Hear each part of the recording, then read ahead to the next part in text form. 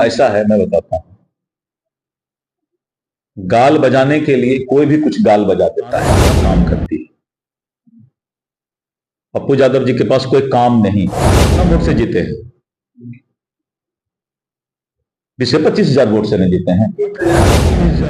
भगवान उनको सुबुद्धि दे कि फालतू बात में नहीं पड़े। तो टोपी पहन लिया, कहीं गए तो टीका लगा लिए, ये सब दो मुंहा चेहरा सब की बात नहीं करें। बांटने का कोई चर्चा नहीं करें।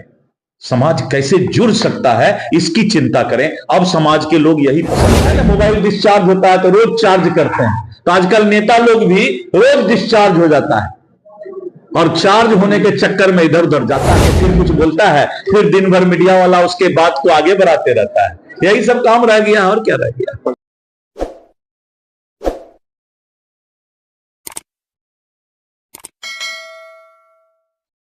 ऐसा है, मैं बताता हूं।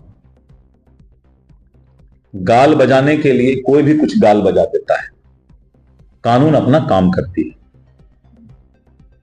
पप्पू यादव जी के पास कोई काम नहीं, कितना वोट से जीते हैं? 20-25 हजार वोट से नहीं जीते हैं। 30,000 वोट से जीते हैं ना, ये 30,000 वोट से जीते हैं ना। और कितना विधानसभा है? 6 विधानसभा है। कितना है? 6 विधानसभा है। अगर 21,000 वोट में 10,000 वोट अगर इधर आ जाता तो 10,000 से नहीं जीते हैं जी। ये सब बात मत करे।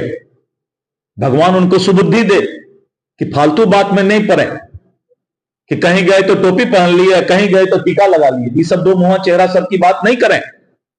समाज को बांटने का कोई चर्चा नहीं करें। समाज कैसे जुड़ सकता है इसकी चिंता करें। अब समाज के लोग यही पसंद करेंगे। आने वाले समय में हिंदू मुस्लिम दोनों का जो नया युवक आएगा वो बोलेगा कि तुम लोग ये सब करके अपनी दुकानदारी चलाना बंद करो, हमारे भविष्य की चिंता करो। अभी वही जमाना आ रहा है जी। अब नेता लोग को भी लोग, जनता जो है पसंद नहीं कर रहा, तभी लोग जो है देह हाथ चमका करके कुछ से कुछ बोल करके रोज नया दुकानदारी कैसे चले, जैसे होता है ना मोबाइल डिस्चार्ज होता है तो रोज चार्ज करते हैं, तो आजकल नेता लोग भी रोज डिस्चार्ज हो जाता है और चार्ज होने के चक्कर में इधर उधर जाता है, चार्ज करवा करके फिर कुछ बोलता है, फिर दिन भर मीडिया वाला उसके बात को आगे बढ़ाते रहता है। यही सब काम रह गया और क्या रह गया। प्रशांत किशोर का साथ, ये सब कांग्रेस और इंडी गठबंधन का पाप है कि आज हिंदू और मुसलमान भाइयों के बीच कटुता पैदा करने वाले यही कांग्रेस के लोग हैं। कांग्रेस के शासन में सैकड़ों दंगा हुआ हिंदू मुस्लिम के बीच, लेकिन जब मोदी जी की सरकार बनी तो पूरे देश में अगर गिने चुने दंगा की भी बात खोजिएगा तो आपको कहीं नहीं मिलेगा।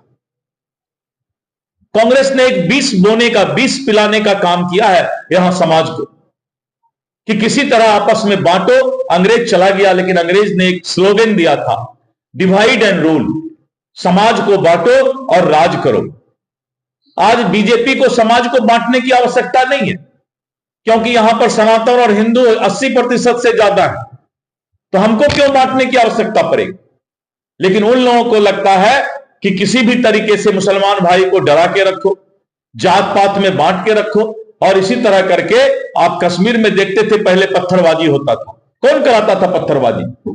यही तुष्टीकरण करने वाले लोग सब देश विरोधी ताकत से मिलकर के तुष्टीकरण की राजनीति करने के लिए कश्मीर के युवाओं को उनके हाथ में कलम रहे उसके बदले पत्थर देने का काम करते थे।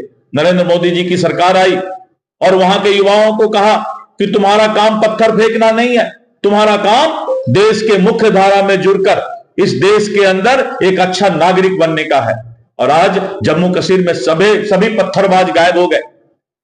और हम लोग के अंदर भी कभी कभी कुछ मीडिया कर्मी भी ऐसे हैं जिनका काम है कि कोई ऐसा खबर चला दो जो कि एक दिन में उसको फेमस कर दे, और इस तरह करके ऐसे ऐसे न्यूज, ऐसे ऐसे सवाल समाज के अंदर जो विभक्त करने वाला सवाल हो, उस सवाल को पैदा करने में बहुत लोगों का हाथ होता है।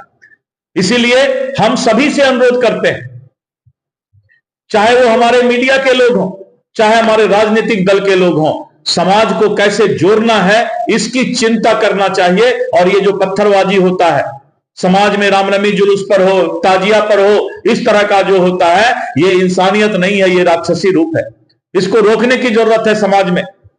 और कोई भी नेता इसमें नेतागिरी नहीं करे, राजनीतिक दुकानदारी नहीं चलाए।